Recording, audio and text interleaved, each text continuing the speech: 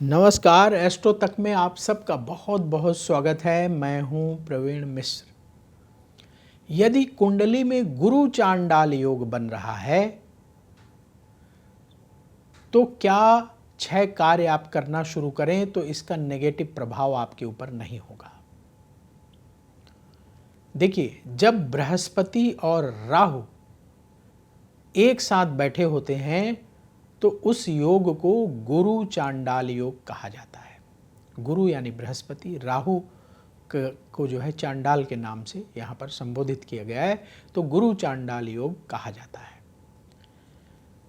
ऐसा माना जाता है कि अगर गुरु चांडाल योग हो तो शुभ परिणाम नहीं मिलते हैं, नेगेटिव फल की प्राप्ति होती है। गुरु चांडाल योग की वजह से जो सम्मान प्राप्त होना चाहिए वो सम्मान नहीं मिलता है, जितनी तरक्की होनी चाहिए उतनी तरक्की नहीं हो पाती, अच्छी इमेज नहीं बन पाती है समाज में। आपने देखा होगा कई बार लोग कुछ गड़बड़ करते नहीं हैं फिर भी उनका नाम खराब ही चलता है। गुरु चांडाल योग का प्रभाव होता है। कुछ लोग अपनी तरफ से अच्छा ही बोलते हैं लेकिन उनकी बात को गलत समझा जाता है। गुरु चांडाल योग का प्रभाव होता है। तो ऐसे बहुत सारे लक्षण हैं जिनकी वजह से बड़ा नुकसान होता है। तो अगर कुंडली में गुरु चांडाल योग बन रहा है तो जो हम आपको ये उपाय बताने जा रहे हैं, ये उपाय करेंगे बड़ी राहत मिलेगी। क्या क्या 6 ऐसे कार्य नोट कर लीजिए क्या क्या करना है। पहला काम, प्रतिदिन भगवान विष्णु और माँ लक्ष्मी की पूजा करें। अपने घर के मंदिर में भगवान विष्णु और माँ लक्ष्मी की पूजा करें। बृहस्पतिवार के दिन पीली मिठाई का भोग लगाएं। आप घर में चाहें तो बेसन के लड्डू, बेसन की बर्फी और भी जो मिठाई बना सकते हैं बना लीजिए और भोग लगाकर थोड़ा ज़्यादा क्वांटिटी में बनाइएगा। ज़्यादा से ज़्यादा गरीबों को प्रसाद बांटें। कम से कम 11 गरीबों को प्रसाद अवश्य बांटें। भर भर के दोने में मिठाई दीजिए।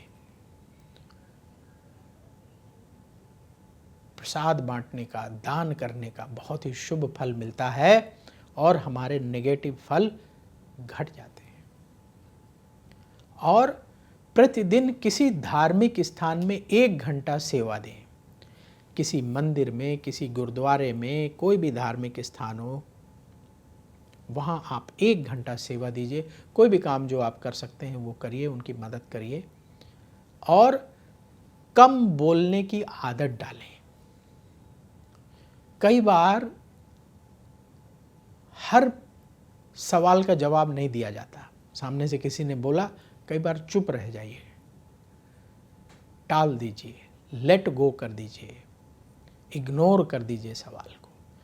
तो कम बोलने की आदत डालें और हर सोमवार के दिन किसी शिव मंदिर में जाकर के भगवान शिव का रुद्राभिषेक करें। सरल तरीके से आप करें, किसी पंडित जी की मदद भी लेने की ज़रूरत नहीं है। आपको ज़्यादा धन भी नहीं खर्च करना है। क्या करें, आप कैसे करें, मैं सरल विधि आपको बताता हूँ। आप घर से गंगा जल, कच्चा दूध, गाय का कच्चा दूध लेकर के जाएंगे, बेलपत्र और शहद आपको मिल जाए, आपके घर में हो तो शहद ले लीजिए, अक्षत यानी चावल, आरती करने के लिए घी और रुई बत्ती ले लीजिए, घर से बना के ले जाएं आरती के लिए दीपक। और सबसे पहले जो गंगा जल लेके गए हैं उसे जल में मिला करके जल से स्नान कराइए। भगवान शिव को ओम नमः शिवाय बोलते हुए पूरे शिव परिवार को भी स्नान कराएं, नंदी जी को भी स्नान कराएं। फिर इसके बाद कच्चे दूध से स्नान कराएं। फिर इसके बाद शुद्ध जल जिसमें गंगा जल मिला हो उससे स्नान कराएं। इसके बाद भगवान भोलेनाथ को तिलक लगाएं। जो अक्षत आप चावल लेके आएँ उसे गीले करके रखें, पुष्प चढ़ाएं, बेल पत्र चढ़ाएं और शहद अगर लेके आए हैं तो दूध से स्नान के बाद शहद चढ़ा दीजिएगा। और इसके बाद जब आपने तिलक लगा दिया, पुष्प चढ़ा दिए, बेलपत्र चढ़ा दिए, तो फिर भगवान शिव की आरती करें। आरती करने के बाद फल अर्पित कर दें भगवान शिव को प्रसाद के रूप में और प्रार्थना करें कि आपके जीवन में जो परेशानी चल रही है इस गुरु चांडाल दोष की वजह से वो समाप्त हो। तो हर सोमवार के दिन ये छोटी सी पूजा कर लें और पूजा के बाद मन ही मन कम से कम एक दिन सोमवार के दिन ओम नमः शिवाय मन ही मन जाप करते रहें जब भी समय मिले। अपने कर्म और वचन से किसी का अपमान ना करें, कोई ऐसी भाषा ना बोलें जिससे लोग दुखी हो जाएं, कोई ऐसा काम ना करें जिससे लोग परेशान हों। इतना ध्यान देना शुरू करेंगे, आप देखेंगे भगवान शिव के आशीर्वाद से, भगवान विष्णु की कृपा से गुरु चांडाल दोष का जितना भी नेगेटिव प्रभाव है सब समाप्त हो जाएगा। तो अब वक्त तो चला है आपसे विदा लेने का। देखते रहिए एस्ट्रो तक, बहुत जल्दी फिर आपसे मुलाकात होगी। नमस्कार। अगर आप मुझसे जुड़ करके अपनी समस्याओं का समाधान चाहते हैं और चाहते हैं कि आपकी समस्याओं को ज्योतिष के माध्यम से सुलझाया जाए, तो आप हमसे संपर्क कर सकते हैं, जुड़ सकते हैं एस्ट्रो तक पर।